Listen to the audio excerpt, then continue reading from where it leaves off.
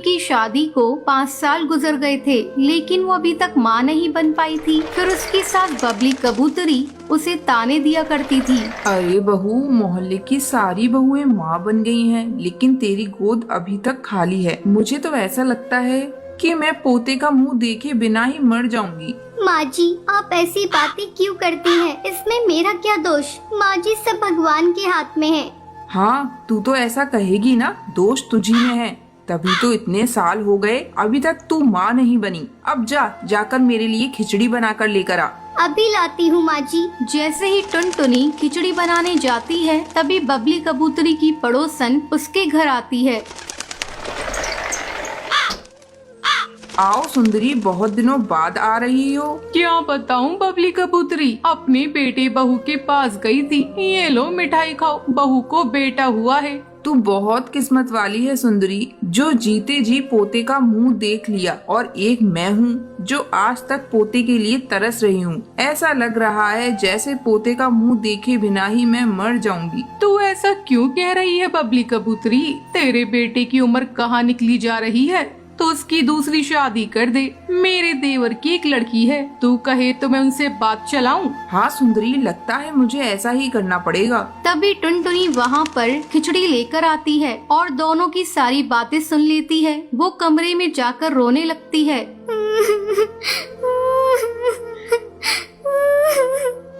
जब शाम को टुनटुनी का पति बंटी घर आता है, तभी उसकी माँ उससे कहती है, बेटा, अब मैं ज्यादा दिन इंतजार नहीं कर सकती, तू दूसरी शादी कर ले। आज मेरी सहेली सुंदरी कौवी घर आई थी और उसने एक चिड़िया के बारे में बताया है। अब मैं तेरी एक नहीं सुनूंगी और जल्द ही तेरी शादी इस चिड़िया से कर दूंगी। ठीक है माँ, मैं दूसरी शादी करने के लिए तैयार हूँ।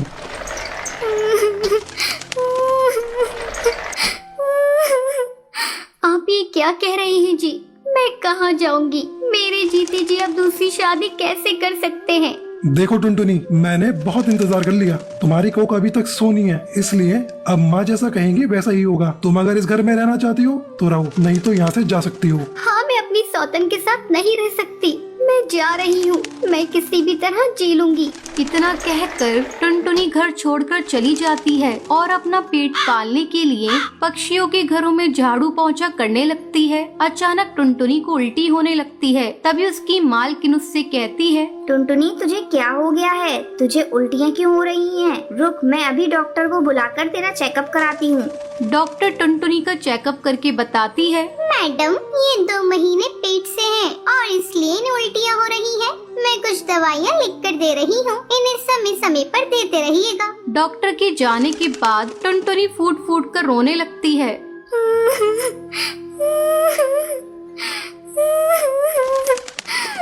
मैडम, मुझे ये बच्चा नहीं चाहिए। भगवान ने मुझे ये बच्चा तब दिया है जब मेरे पति ने मुझे घर से बाहर निकाल दिया और दूसरी शादी कर ली। अब मैं अकेले इस बच्चे को कैसे पालूंगी? ठीक है टुनटुनी, अगर तू चाहती है तो मैं तेरे बच्चों को गोद ले लूंगी, क्योंकि मेरा भी कोई बच्चा नहीं। हाँ मैडम जी, यही मेरे बच्चे के लिए ठीक रहेगा। समय आने पर टुनटुनी एक सुंदर सी बच्ची को जन्म देती है। उसे अपनी मालकिन को गोद देते हुए कहती है, मैडम जी, ये लीजिए मेरी बच्ची को। इसे मैं आज से आपको सौंपती हूँ और आगे की जिंदगी अब मैं किसी आश्रम में जाकर गुजारूंगी। इतना कहकर टुनटुनी अपनी बच्ची को मालकिन को गोद में देकर वहाँ से चली जाती है और एक आश्रम में अपनी बाकी की जिंदगी बिताने लगती है। बंटी कबूतर की बीवी टुनटुनी की हाइट काफी छोटी थी। वो इतनी नाटी थी, जंगल के पक्षी उसका कई बार मजाक बनाते थे। टुनटुनी, तेरे लिए तो मुझे किचन में टेबल रखना पड़ेगा। माँ जी, इतनी भी नाटी नहीं हूँ मैं। और हाँ, हील्स पहनकर तो आपकी जितनी आ जाती हूँ। अरे, तेरे पापा ने महंगी मोटर का लालच दे दिया, वरना तो मेरे बेटे के लिए ये लंबी लंबी चिड़ियों की लाइनें लगी थी। क्या बताऊं तुझे, कटरीना फेल थी उनके सामने। पर माँ जी, आपका बेटा भी कौन सा हाइट में अभिषेक बच्चन है जो कटरीना मिल जाती? वैसे भी मेरी और इनकी जोड़ी तो राम सीता की जोड़ी है, राम सीता की। एक दिन सभी खाना खा रहे होते हैं। माँ, दाल बहुत अच्छी बनी है, जरा और देना। रुको जी, मैं लेकर आती हूँ, किचन में है। वैसे भी मैं खड़ी ही हूँ। ये सुनकर सास हंसने लगती है। तुम खड़ी हो या बैठी, एक ही बात है।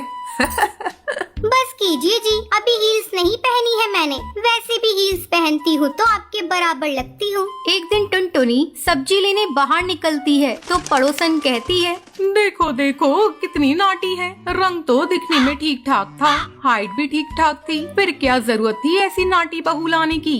दहेज बहन दहेज, अंधे हो गए थे पैसों के पीछे, अब करे जग हंसाई।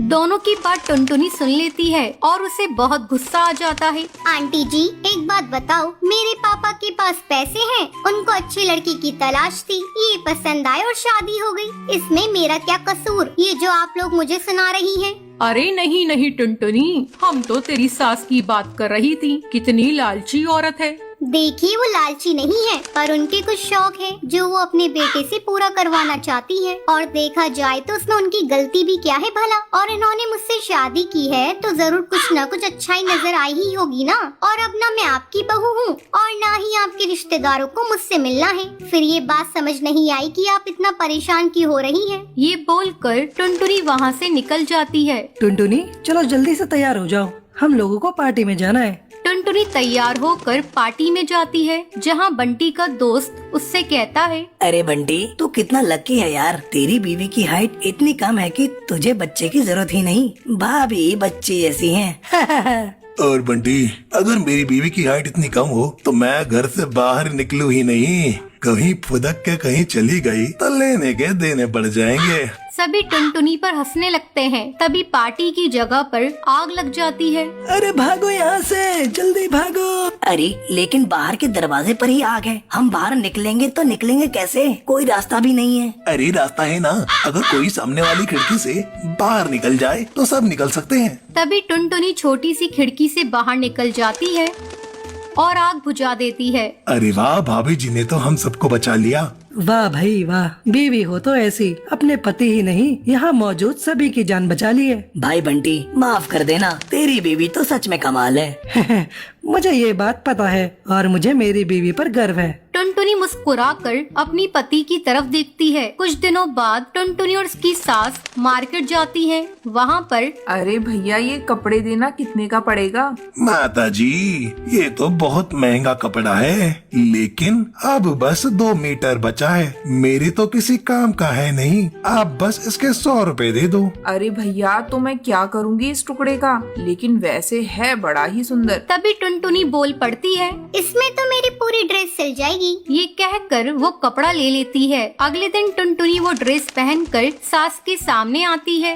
अरे वाह टुनटुनी, ये ड्रेस तो काफी सुंदर लग रही है, बड़ी महंगी होगी ना। अरे कपड़ा तो मैंने ही पसंद किया था, बस पूरा नहीं था तो इसने ले लिया। सिर्फ 200 रुपए की ड्रेस है ये पूरी। देखो माँ जी, नाटी होने के भी कम फायदे नहीं है। जैसे तैसे दिन कट रहे थे। सास और पड़ोसियों का मजाक बनाने का सिलसिला चल ही रहा था। एक दिन मोहल्ले से बहुत जोर जोर से आवाज आती है, हाय रे मैं मर गई। अरे क्या हुआ? देखते हैं तो सभी गड्ढे के सामने भीड़ लगाकर खड़े होते हैं। मेरा बेटा इस गड्ढे में गिर गया। पड़ोसन जोर जोर से रोने लगती है। तभी वहाँ टुनटुनी आ जाती है। रोइए मत, मैं प्रिंस को लेकर आती हूँ। ये बोलकर नाटी सी पतली सी टुनटुनी चिड़िया गड्ढे में घुसकर बच्चे को बाहर ले आती है। तब क्या था, एक बार फिर टुनटुनी के लिए पूरा मोहल्ला तालियां बजाता है। मुझे माफ कर दो टुनटुनी, मैंने तुम्हारी हाइट का कितना मजाक बनाया था। कोई बात नहीं मासी, प्रिंस ठीक है, ये बहुत है। अब वो दिन आता है जब सास टुनटुनी की तारीफ करती है। वाह बहू वाह, तेरी तारीफें सुन सुनकर तो मैं बहुत खुश हो गई। आज तो तूने ये साबित कर दिया, समाज में परिंदे रंग रूप लंबाई ऊंचाई से नहीं बल्कि साहस और हौसले से काबिल कहलाता है। मुझे माफ कर देना बेटी।